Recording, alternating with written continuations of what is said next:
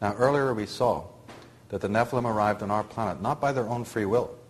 They arrived here approximately 50,000 years ago, and the subsequent pole shift and the War of the Gods occurred about 13,005 years from our present age. Now, the Nephilim arrived in our solar system after being expurged from their own planetary systems, wherever those may be. I tend to think that that was Draco, the constellation of Draco, or Alpha Draconis perhaps.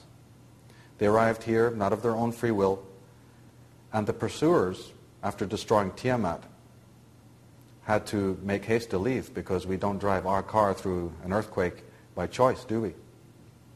But before they left, they erected a membrane and etheric barrier around our Earth just as a quarantine measure, in order to make sure that just in case the Nephilim, their hated nemesis, were on this planet, that they could never again leave to spread their evil elsewhere in the galaxy or the universe. That barrier is the true Stargate. So when we hear about that term, the Stargate, we should realize that it also has historical precedence, and it's up there. A shield or a barrier around the earth. And the mythologies talk about it. The ancient scriptures talk about this barrier around the earth. It's part technology, but it's also part etheric energy, far in advance of our own science today. In the Pistis Sophia, one of the most ancient Gnostic texts, it says, "The outer darkness is a huge dragon, whose tail is in its mouth." And that was the symbol that has come down to us from mythology to illustrate this particular encircling field of energy. The serpent with a tail in its own mouth, which is called the Ouroboros, the encircling dragon. You'll often see symbols of the dragon encompassing a globe or something of great price, like a pearl or a diamond. The Native American Indians have often referred to it as the great web in the sky. And we might wonder about, again, modern symbolism. And who knows what? Here we have the symbol for the United Nations with the earth, with a strange grid, and the Roman laurel leaves encircling it. In Revelation 8, we read, "And the fifth angel sounded, and I saw a star fall from heaven unto the earth, and to him was given the key to the bottomless pit." In the epistle of Peter, God spared not the angels that sinned, but cast them down to hell and delivered them into the chains of darkness, to be reserved unto judgment. So we're hearing in these scriptures that the earth and the internment is described as a bottomless pit in which the Lord has interned the dark ones, that the beings can enter into our earth atmosphere or through the membrane, but the Nephilim specifically, any entity with the alien DNA simply cannot go beyond this barrier. They are contained here until the time of the judgment. Now, the assassinated researcher and theorist Bill Cooper writes, "No man has ever ascended higher than 300 miles, if that high, above the Earth's surface. No man has ever orbited, landed on, or walked upon the moon in any publicly known space program. If man has ever truly been to the moon, it has been done in secret and with a far different technology. The tremendous radiation encountered by the Van Allen belt, solar radiation, cosmic radiation, temperature control, and many other problems connected with space travel prevent living organisms leaving our atmosphere with our known level of technology. Any intelligent high school student with a basic physics book can prove NASA faked the Apollo moon landings. If you doubt this, please explain how the astronauts walked upon the moon's surface enclosed in a spacesuit in full sunlight, absorbing a minimum of 265 degrees of heat, surrounded by a vacuum." So this piece of controversial information is in fact the truth. You cannot go to the moon. The Stargate is connected with the orbit of the moon, like the moon may be the lodestone or the lock. And the orbit of the moon is in some way connected to what keeps this Stargate active. So you can go to the moon. You could actually go to the moon, but you couldn't go beyond it. And as Bill Cooper is saying here, because of the radiation and our level of technology, It is a fallacy that we've even gone to the moon.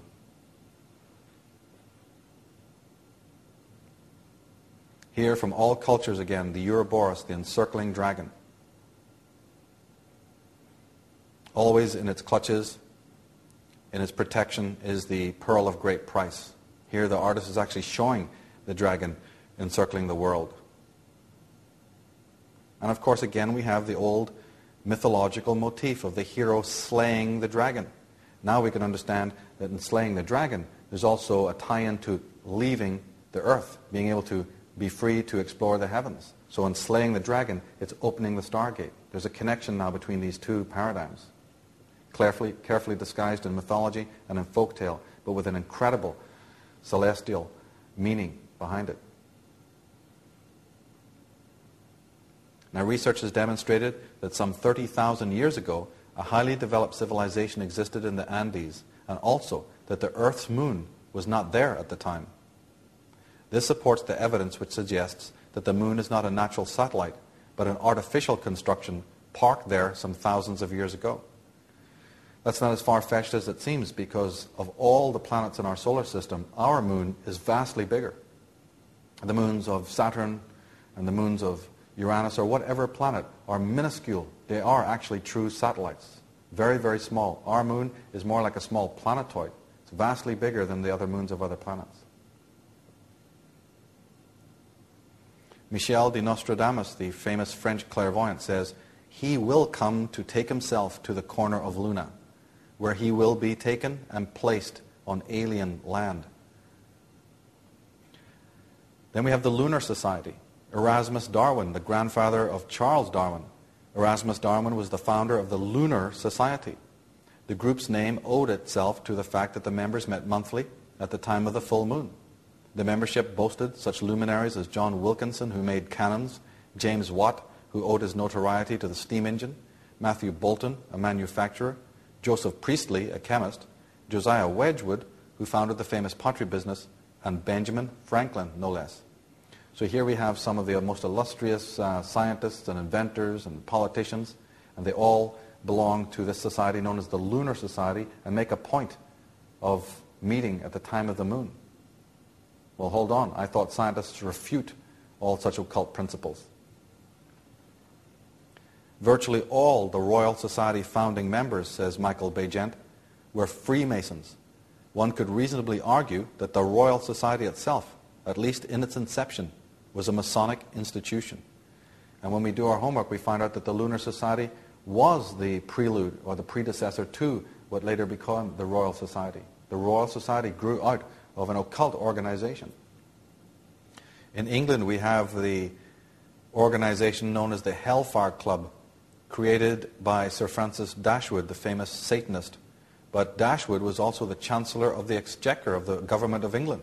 Other members were the son of the Archbishop of Canterbury, Thomas Potter, the Earl of Sandwich, who was also a member of the House of the Lords, the Marquis of Bute, who became the Prime Minister of England, Charles Churchill, John Wilkes, and George Bob Doddington, another member of the Cabinet.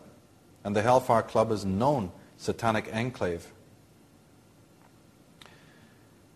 The moon landing of July 20th, 1969, the so-called moon landing. But what is not widely known is that alongside the national flag, Buzz Aldrin also carried a Masonic banner. This has been embroidered especially for his strange journey by the librarian of the Masonic House of the Temple in Washington, D.C. That's right. So here we have the cameras rolling when we have the official flag of the United States being positioned on the moon. But hold on. Half an hour before, we've got this whole Masonic ceremony. Well, wait a minute. I thought this was a free country, and there's meant to be freedom of the press. How come we weren't privy to that one? How come the moon is even being dedicated to some strange occult fraternity before it's being dedicated to the American people? So whether you believe there was an actual visitation to the moon or the whole thing was staged, either way, even in a staged event, the proclaiming of the moon in a ritualistic way should raise some very serious questions here.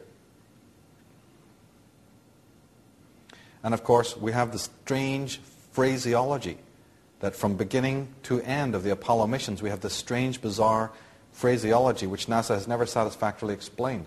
One of the most obvious and most heard euphemisms, of course, is the eagle has landed. And everyone associated that with the eagle symbol of America. But in fact, the eagle is a Masonic symbol, because it is really, what is being referred to is really the double eagle of Freemasonry and not the bald eagle of America. The double eagle is a very famous symbol of Freemasonry. It was originally the emblem of the Habsburg dynasty of Europe, a very powerful set of oligarchs and royalty that still exist and are responsible for innumerable wars and dynastic rivalries. Now, in the Quran, chapter 9:11, no less, it says, "For it is written that a son of Arabia would awaken a fearsome eagle. The wrath of the eagle would be felt throughout the lands of Allah."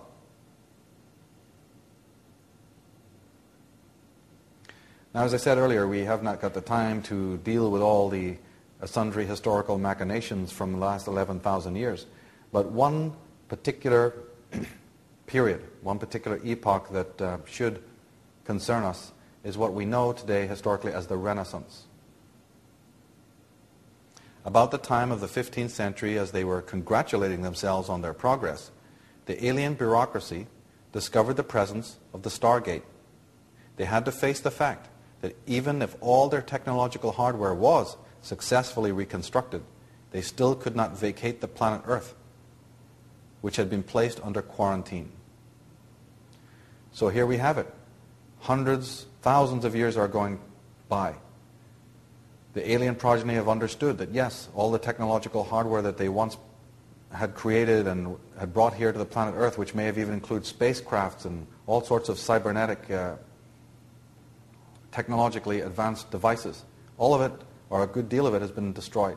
So here they are, spending 11,000 years moving mankind gradually, manipulating every phase of history, putting whole nations under the swords, stretching their empire out to encompass the whole of the globe, mining and enslaving the whole human race in order to slowly, incrementally push the technology further to the point where they can restore some of this. And that accounts for why in the world, for 11,000 years, we've been so sexually and genetically and genderally and emotionally and psychologically arrested, while we're so super technologically advanced.